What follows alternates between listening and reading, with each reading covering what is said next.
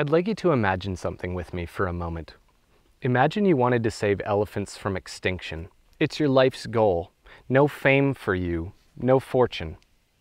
You're going to live in a tiny Cambodian village as a foreigner, distrusted and disliked. You're going to take anti-malarial pills that cause walking hallucinations. You're going to live in a shack in the woods where bugs crawl on your face while you sleep. You're going to trade it all for these creatures, and you don't even know if it's going to work. This is the story of the Elephant Valley Project and their decade-long fight against extinction. Imperfect people banded together in the hopes of pushing back against the inevitable. And in truth, we didn't come here to tell their story. If anything, we came here expecting to expose them as liars. But we were wrong. They weren't lying. And their organization is probably the best bet that Cambodia has to save its last remaining elephants.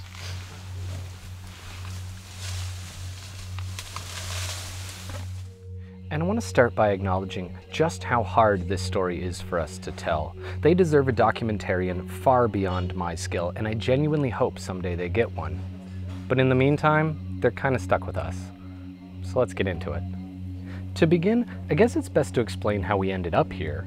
We're in the capital of Mondulkiri province, a town of 7,000 in the incredibly rural northeast of Cambodia. It's by no means a teeming metropolis, but it does have something that most cities don't: elephants. The lands nearby are inhabited by an indigenous tribe called the Benong people, animists with a history, language, and culture completely different from that of the surrounding Khmer. The Benong have a multi-thousand-year relationship with elephants and consider them more than just animals. To them, they're vehicles, they're farm workers, they're gods, they're family. But we aren't here because of them, we're here because of Reddit. Weeks ago, I received a direct message from a man named Tyler claiming he loved our videos and wanted to know if we'd come out and make one on his ecotourism organization, which, if I'm being honest, set off all sorts of red flags for me.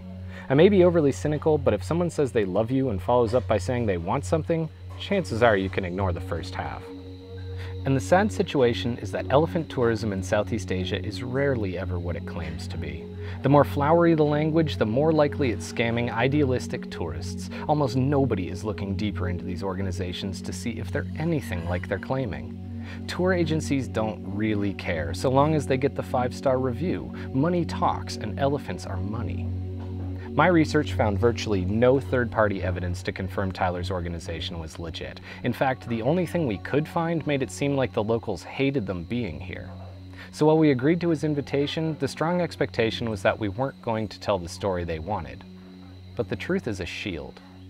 As of this video, there are 73 captive elephants remaining in Cambodia, and a few hundred still left in the wild.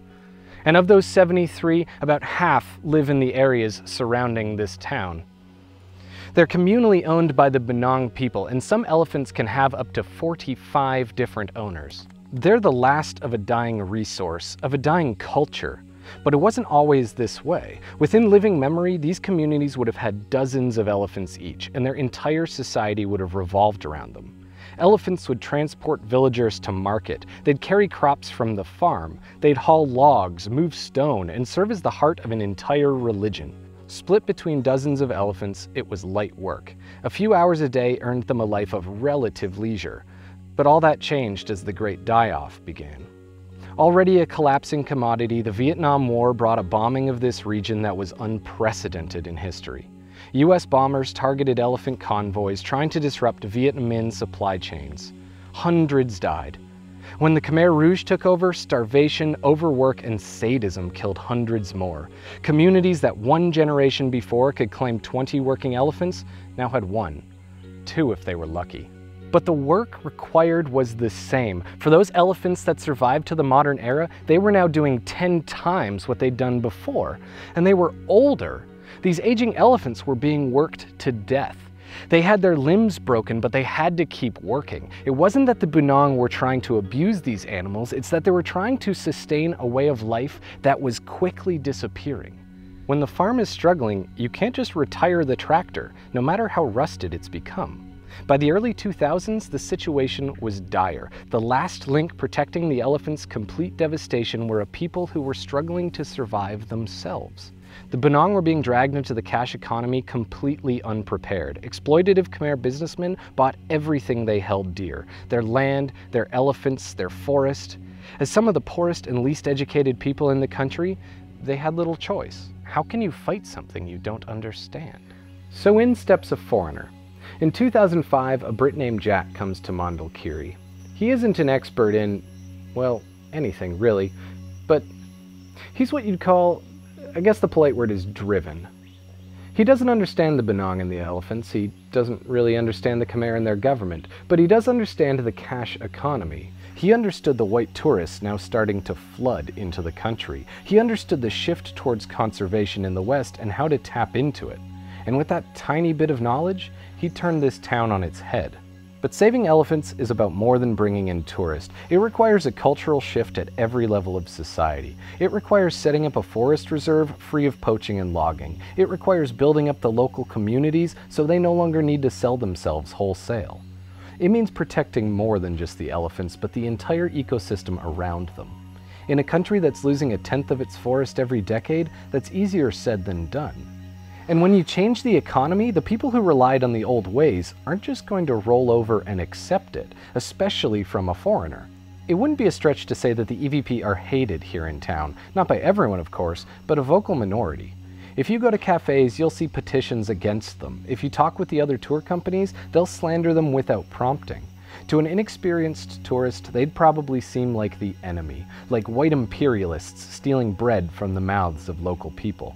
After all, even though they're replacing a way of life that we in the West would consider abusive, they are replacing a way of life. But like I said, Jack knew his own people.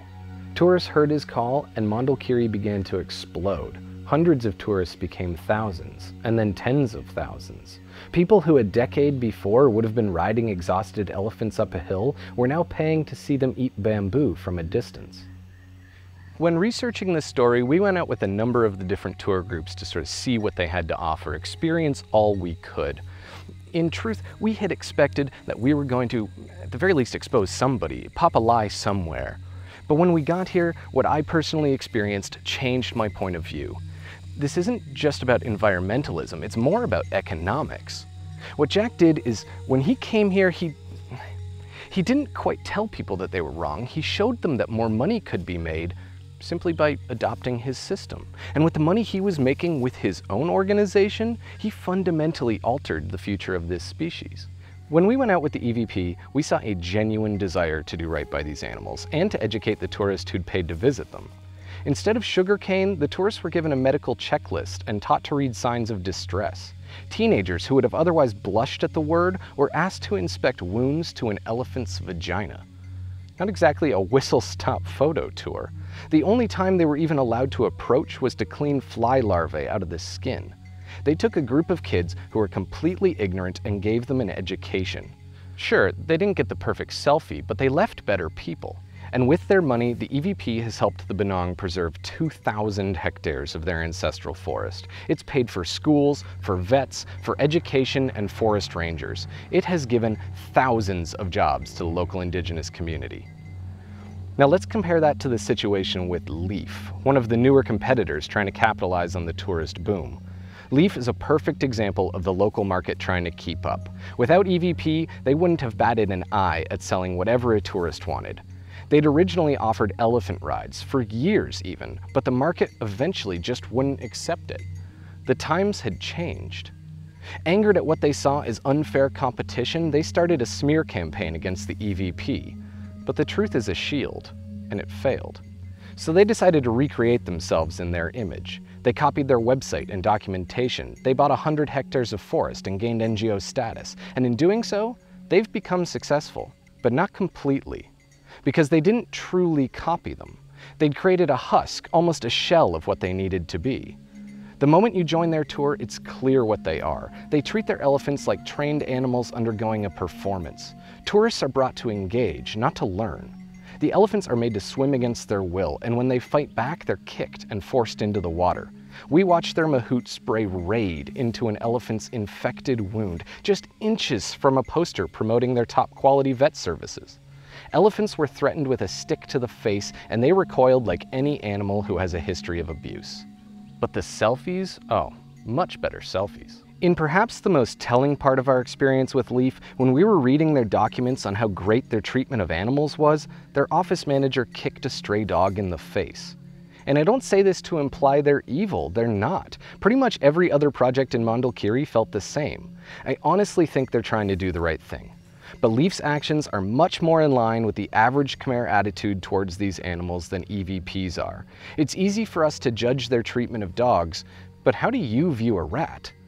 Why is a dog more special? It's entirely cultural. My point isn't to assign blame or say they're specifically wrong. It's to show the effect that the EVP has had on the market.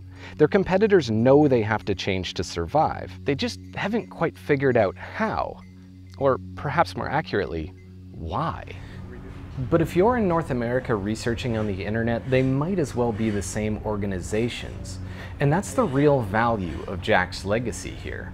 As frustrating as it must be for the EVP staff to see themselves imitated by the lesser dedicated, it's definitely a good thing.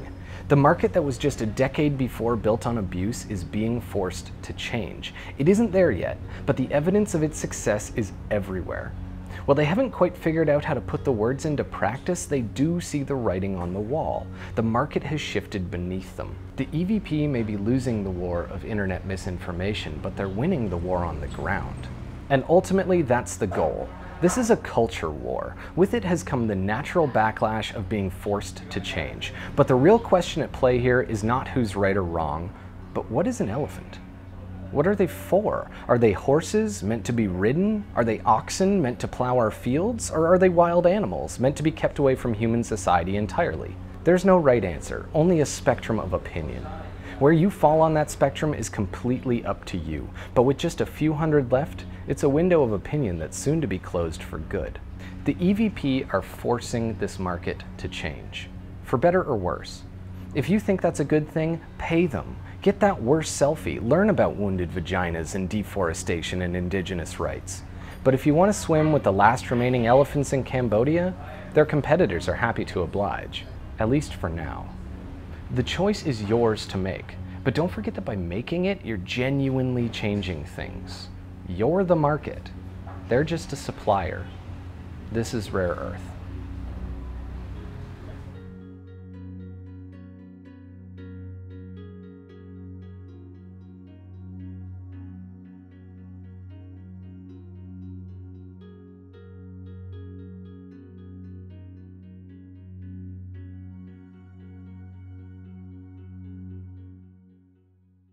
If she starts to run this way, I will yell at you though. Okay. Yep.